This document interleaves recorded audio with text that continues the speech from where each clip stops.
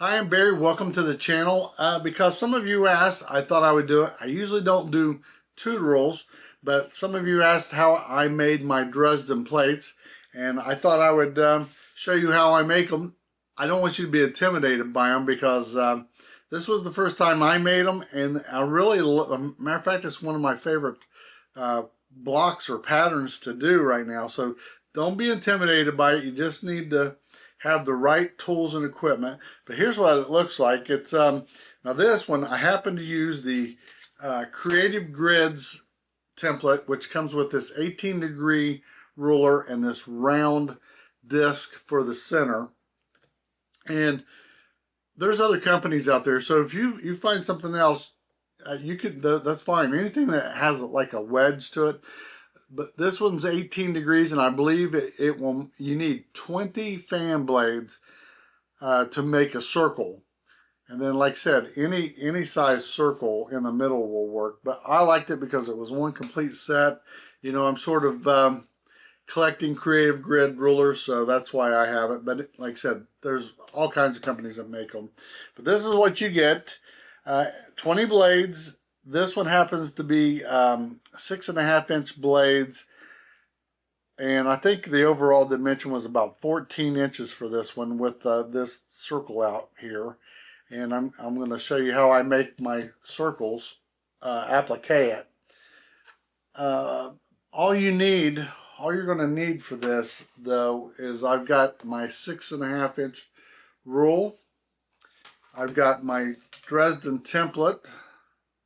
I have a smaller ruler. I got, of course, my rotary cutter, some scissors, and if you've ever seen me using it, I have a crochet needle. And I bought this because I'll show you here in a minute how to turn points with it. But just to recap real fast, this weekend I went to the Ohio One-Stop Shop Hop in Dayton, Ohio, and I bought, if you haven't seen these before, these are for binding. You basically set your iron right there. You know, when it's flat, you set your iron here. You run your binding in here, leaving your iron right on there, and you just pull it through. I've seen these work. I thought they were pretty neat. I didn't drive 60 miles to go home empty-handed, so I had to get it. But I got it from the Little Dreams Quilt Shop. They're out of Bridgeport, West Virginia, and the owner is Becky Ware. I think that's the way you pronounce her name, Becky. So if you happen to know the Little Dream Quilt Shop in Bridgeport, West Virginia, tell her I said hi. Her and her husband, I think it was her husband, seemed like they were real nice people, so I'm going to give them a quick shout out. But that's what I did. I bought that, went there, because I'm going to do, you know, my fair quilt here soon. I need to bind it. So I thought, nah, I'll buy that and see how it is. But anyways, here is my Dresden plate. I've got about 11 of these made right now, and I have fabric enough to make probably about 20. I need about, what I figured, about 25 to make the quilt that I'm going to make. People asked me, said, oh, that was a good color combinations. I can't take credit for it. I bought a layer cake. These are 10 by 10. I think that's a layer cake. These are 10 by 10, and I got about 50 fabrics in there, and they were all pretty, I mean, really pretty flower prints. And I bought them really as a test, and then I thought, ooh, well, why don't I make Dresdens out of it? And so that's how that came to be. But let me show you, and I'm going to tell you what, I found out how to tell if you know a quilter is you got strings all over you all the time. That seems to be in my new, the new me is strings all over me. Let's pick a nice color here. What I do is I take about 4 of these at a time. That's what I've been doing. Lay my rule, and if I should press that, but we won't right now. we'll line this up right with the edge. And I've already started making these 6.5, so I'm going to continue making these 6.5. But in the future, I'm going to start making them even numbers. And I'll show you in just a second. You cut that off. And we'll save this. And then the handy dandy spinning mat. You want to make sure that your bottom of your ruler is right on the bottom here. And the reason why I wish it was 6.5 is there's no, or 6 inches, there's no line across here. I could probably take some painter's tape and put across there, but I've been just trying to eyeball the lines and keep them as straight as possible. But yeah, from now on it's either going to be 6 or it's going to be 7. No halves. Turn around here. I'm going to cut that. And once that first is cut, we're in business. Cut that way. And you just turn your roller around the other way, line it up.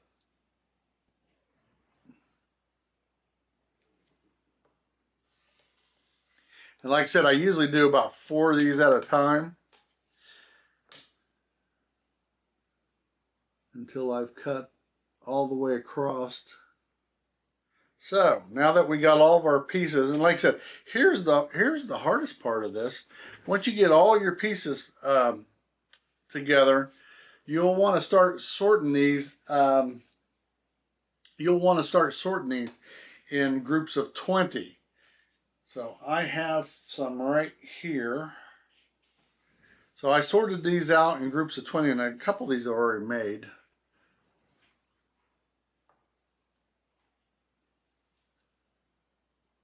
But I try to do light and dark, light and dark. That's probably no secret, but that's what I've been trying to do.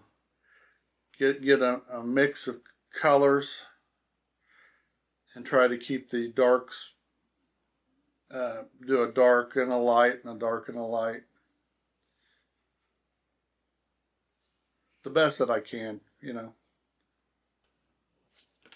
Are you enjoying this so far? I hope so. I am not a teacher by any means, but I just really want to show you that these aren't that difficult. What you want to do is you want to take one of these and you want to fold it in half. Just fold it right there at the top and line it up all the way down there and fold it till you get you a crease. And you'll want to do this for all of them till you get them all creased. Fold right sides together, okay?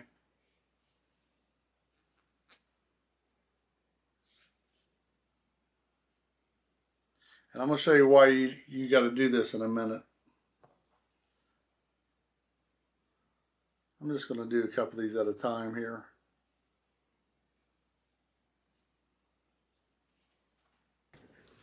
Okay, what you try to do is start from the back side. Here it is open. Start from the back side and go to the front, a 1/4 inch seam.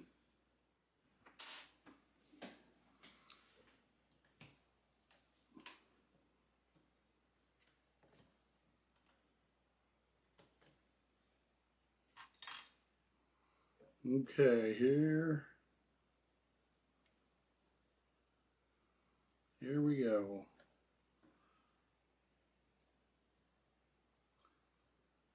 I find it good sometimes just to hold it right like that when I set it underneath here.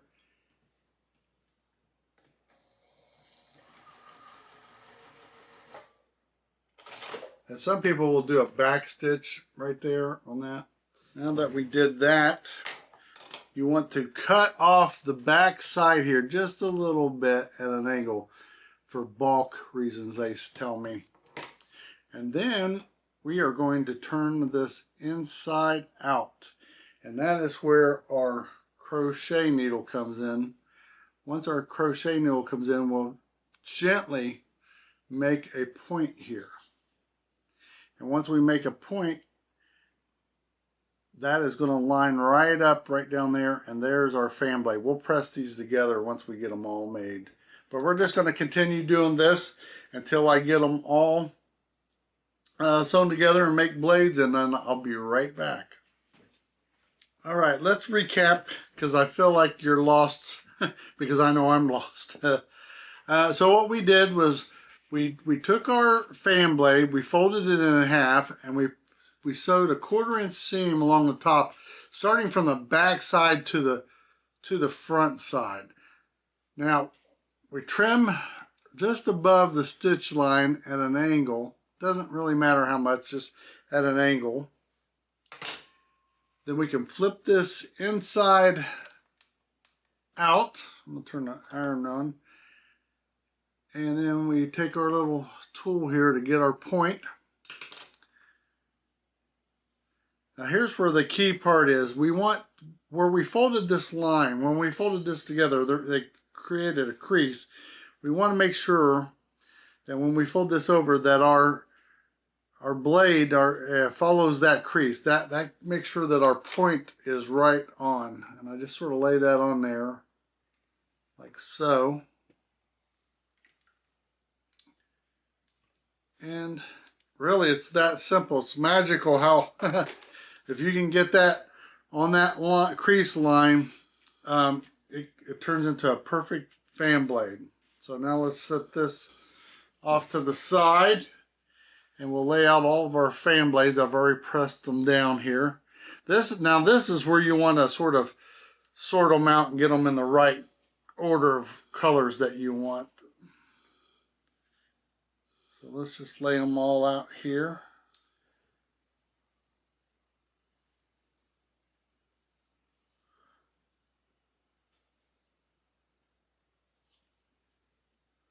Okay, let's do a real quick count.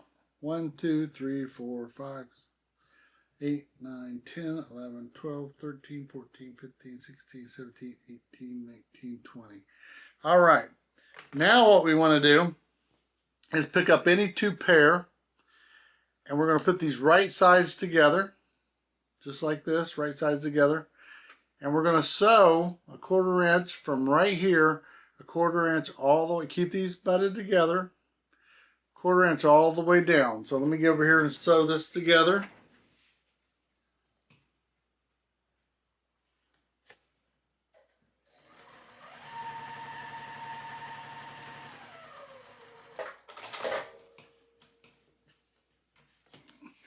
So hopefully you can see that. And we will want to press these to the same side. So we're just going to keep going down through here and do every pair. We're going to pair them up. And so, like I said, we're going to sew from right here at the very edge of here all the way down, keeping these right together. Now let's go press these. Now that we got these all sewn together, let's give these all a press open just to see where we're at. Sometimes I just go ahead and do about 4 together, but we'll do 2 at a time, just for you.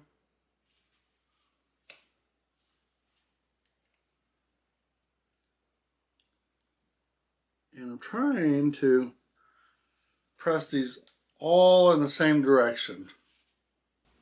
All right, here's our last chance to sort of line these up to see if we like the layout.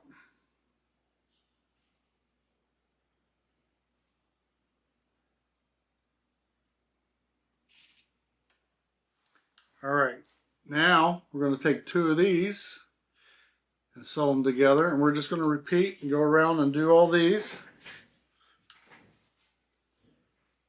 Wash, rinse, and repeat.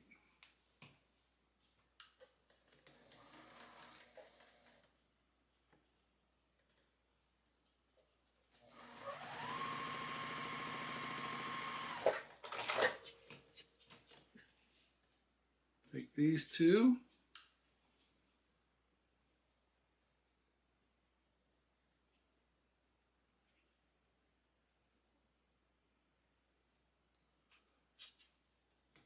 Can you see me?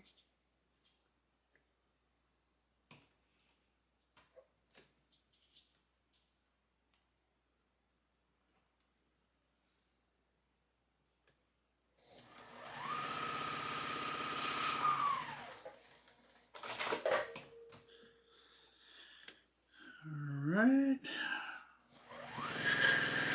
Woo! Watch that Juki go. Now I must be taking too long because my trusty dog Steve is going to bless us with his presence here. I see him out here, so let's get him on camera here for a minute. Come here, Steve. Come up here. Come on.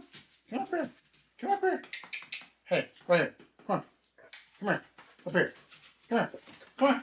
Come on. Here. Here. Come on. There you are. Say hi. Hi, everybody. Hi, everybody. What are you doing? Hi. There's a good boy. Yes, he is. All right. That's it. That's all you get. All right. Let me press these. I am all over tonight. We'll keep on trying to press them the same way.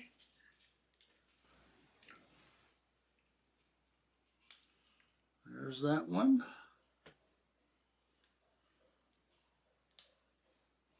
There's that set.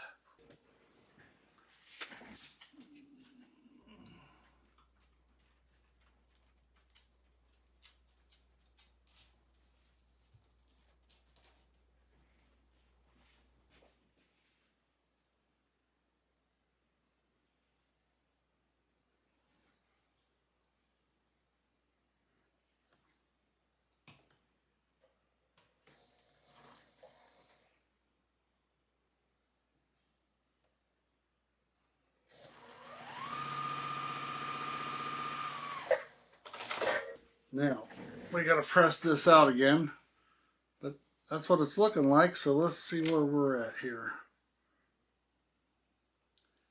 Looks like we need to do, we're pressing this way. Yeah, let's get that started.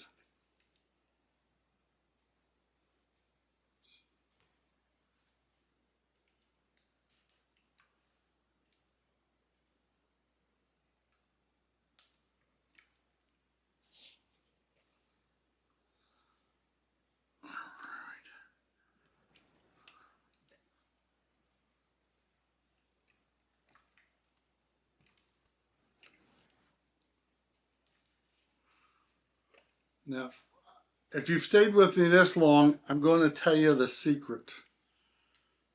I'm going to tell you the secret. Matter of fact, I'm probably going to show you the secret. Since you stayed this long, let me show you the secret. See how these are sort of a little wonky. They're not exactly, it's not exactly tight. Hold on. Here is the secret. This little starch generously applied. Oh yeah, you hear it? Oh. What that does, it seems like it shrinks my Dresden so that it fits. It's a nice fit. And that, to me, is the secret. Once you get it all together, you know, at first it's going to say, well, these are sort of loose. But just a little starch. And they lay flat and they look good. At least I think they do. Now there's that. So if we have a circle, ta-da! There you go. Now, the circle. I probably shouldn't have cut these out first. I should have probably cut them out. I mean, you know, this was the template I used to cut them out. I probably should have marked it and then cut a 1/4 inch around it. I'm going to experiment with that. I'm still new at this. But here's what I did. I took some, cut out my circle. And some people said they didn't like this, but I think it looks like, you know, a flower, like the you know, where bees, you know, go in. I like it. But here is my stabilizer, and I'm going to put my stabilizer, this on the right side, and I'm going to put the bumpy side away from it, because when I turn this inside out, I want the stabilizer to be on the back side of this. So here's what we're going to do. I'm going to take this and I'm going to sew right on the edge. Try my best to sew all the way around. Now let me tell you a little secret I found out about this. Make sure that when you're done that you've covered every bit of that and there's no gaps, because if there's a hole, if you miss the section, if you make sure you stitch all the way around, because if you miss a section, it causes your circle to look wonky. So let me stitch. Like I said, I'm just going to stitch and keep rotating this around all the way around, and hopefully I'll get this done in just a second. I got to switch the foot back. All right, I'm going to double check this again. I think we did okay. Now I'm just going to cut around the outside again. Like I said, this is a work in progress. I don't have to be exact, but I got to be pretty close. I got to be more exact when I cut the circle out the first time. We got this right here. We want to pinch this. Give her a snip in the stabilizer fabric, not your. Oh, well, I'm going to show you. Make sure you do the stabilizer fabric, not your other fabric like I just did. Maybe it won't be so bad, but darn it, I was just telling you not to do it, and I did it. All right. All right, note to self, make sure you put your battery on charge before you try to do this again. So let's go back to where I'm trying to turn this applique inside out.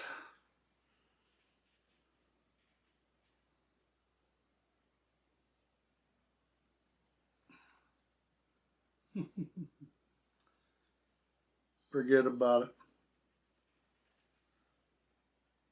it. Anyways, here's a completed circle. We'll work on this later on about turning these inside out. But there. That's how you do it, Dresden. Let's work on the circle. But whew, I'm sweating. It is getting warm outside, and I was trying not to turn the air conditioner on. I feel like I was all over on this video, but that's how you make a Dresden. That's how I make a Dresden. Starch is your friend, and it makes it all nice and neat. And as I'm sweating,